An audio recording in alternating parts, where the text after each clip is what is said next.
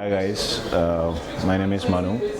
I'm a SOC lead from LBrands, and so I find it this course is actually a different type of course, which I felt more into how to approach certain stuff in your cybersecurity stuff, which something like this kind of courses which I did not attend before, and the approach is good and the interaction was good, a lot of new learnings, and it was interesting.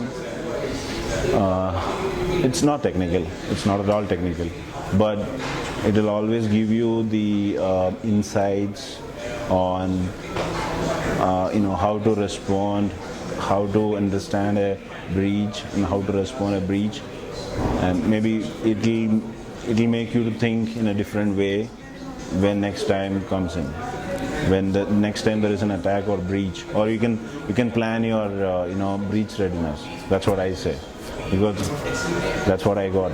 It's a new learning, new approaches. Thanks Amar, thanks for that.